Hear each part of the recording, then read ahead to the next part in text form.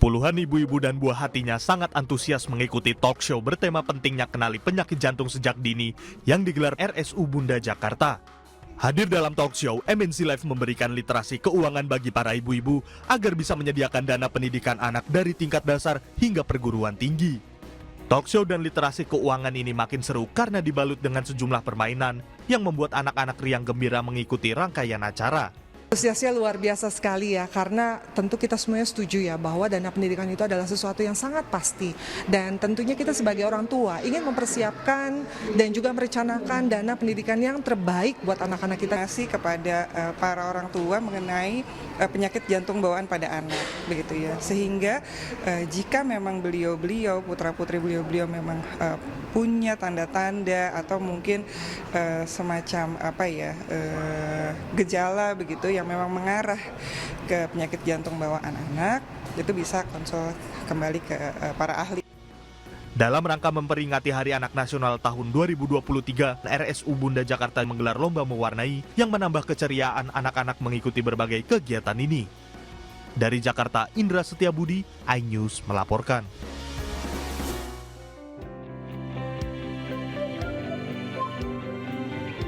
Puskesmas Kecamatan Grogol, Petamburan, Jakarta Barat menjadi salah satu pusat kesehatan masyarakat yang ramah anak dan ibu hamil. Berbagai program untuk mendukung kesehatan ibu hamil dan anak diterapkan dengan pelayanan yang penuh kenyamanan. Nyaman sih, karena semuanya pada sopan juga, kan sesuai prosedur juga kan. Jadi kayak makanya kunjungnya ke sini terus. Mendukung tugas-tugas tenaga kesehatan di Puskesmas Kecamatan Grogol, Petamburan, MNC Peduli menyalurkan bantuan berupa vitamin, masker medis, sarung tangan medis, dan sejumlah alat kesehatan lainnya. Bantuan ini diberikan dalam rangka memperingati Hari Anak Nasional tahun 2023.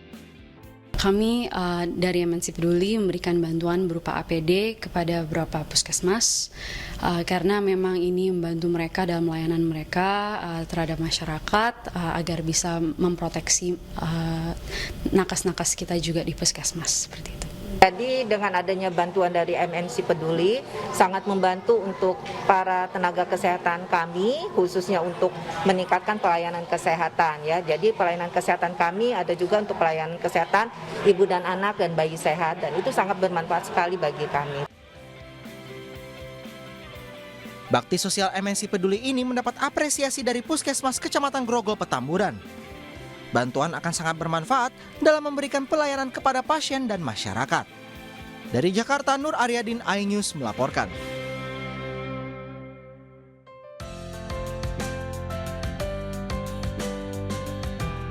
Di Kelurahan Manggarai Selatan, Jakarta Selatan, RPA Perindo memberikan santunan dan bantuan paket sembako kepada 165 anak yatim dan kaum duafa. Dalam kegiatan ini, RPA Perindo juga memberikan penyuluhan mengenai Undang-Undang Tindak Pidana Kekerasan Seksual kepada masyarakat sekitar. Respon dari warga di sini sangat baik karena mereka memang memerlukan pengetahuan itu untuk menjaga diri mereka sendiri, terutama untuk perempuan dan anaknya. Sementara itu di Kecamatan Ngunut, Kabupaten Tulungagung, RPA Partai Perindo melakukan sosialisasi manfaat KTA berasuransi Partai Perindo kepada masyarakat. Masyarakat pemegang KTA Partai Perindo akan mendapatkan perlindungan berupa asuransi kecelakaan dan kematian bagi ahli waris. Jadi masyarakat sangat antusias dengan kartu asuransi bertanggung dari Partai Perindo KTA berasuransi ini karena mereka merasakan banyak manfaat. Sebanyak-banyaknya terkait KTA itu harus menyebar minimal maksimal harus Tulungagung penuh dengan KTA yang berasuransi.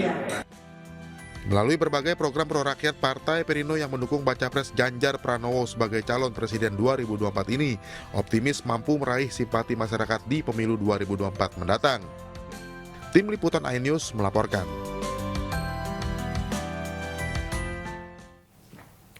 Pemirsa, Gubernur Jawa Tengah Ganjar Pranowo mendorong peningkatan layanan pada sektor kesehatan.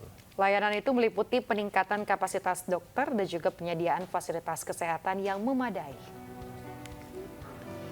Hal itu disampaikan Ganjar usai membuka Kongres Nasional ke-11 Perhimpunan Dokter Spesialis Neurologi Indonesia atau Perdosdi di Kota Semarang, Jawa Tengah.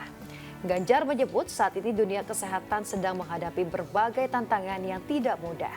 seperti persoalan penyakit menular dan tidak menular, serta kehadiran penyakit baru. Ganjar juga mengapresiasi dokter-dokter saraf yang terhimpun di organisasi Perdosdi karena selama ini terus mengembangkan diri untuk meningkatkan keilmuan dan juga fasilitas kesehatan. Oh iya, sekarang dunia kesehatan ada triple burden disease ya yang mesti dibereskan. Penyakit menular, tidak menular, dan penyakit baru. Maka kalau hari ini banyak dari dunia kedokteran selalu mengupgrade ilmunya dan kemudian selalu memperbaiki fasilitas pelayanannya, maka dunia kedokteran akan tumbuh. Termasuk dokter-dokter saraf yang hebat ini.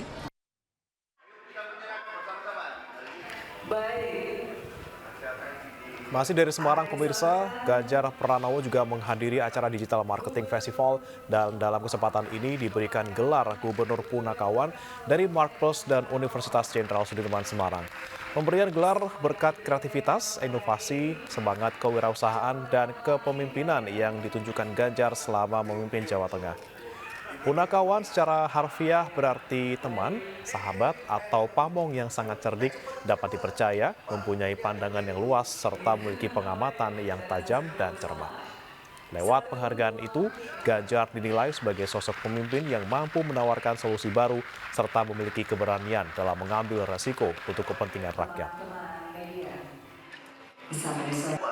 Lulusan sekolah yang gampang diganti mesin.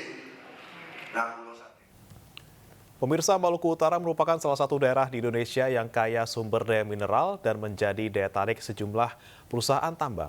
Guna mencegah kerusakan lingkungan akibat aktivitas pertambangan, pemerintah Provinsi Maluku Utara menggagas proyek perubahan.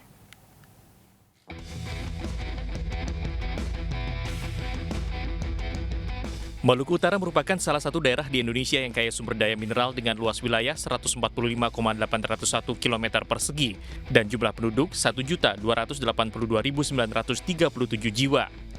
Melalui proyek perubahan Diklat Kepemimpinan Nasional Kedua Angkatan 10 tahun 2023 yang diselenggarakan Lembaga Administrasi Negara Republik Indonesia, Reformer Fahrudin Tukuboya yang juga Kepala Dinas Lingkungan Hidup Provinsi Maluku Utara menggagas proyek perubahan dengan judul Sistem Penilaian Kinerja Pengelolaan Lingkungan Hidup Perusahaan di Provinsi Maluku Utara.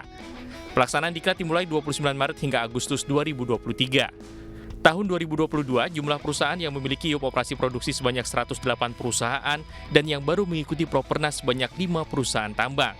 Dua sasaran utama jangka pendek perubahan ini yaitu penerbitan regulasi atau kebijakan di level Provinsi Maluku Utara dan menjalin kerjasama dengan perusahaan yang bergerak di bidang pertambangan dapat diselesaikan dengan baik. Proyek perubahan Sinar Malut telah rampung dilaksanakan. Saya selaku reformer menyampaikan terima kasih kepada Gubernur Maluku Utara Kiai Haji Abdul Ghani Kasubah, kepada pemerintah pusat, khususnya Kementerian Lingkungan Hidup RI, kepada Sekretariat Wapres, kepada Kementerian Pariwisata, para akademisi, pemerintah kabupaten kota seluruh provinsi Maluku Utara, dan juga perusahaan-perusahaan pertambangan yang ada di Maluku Utara. Terima kasih.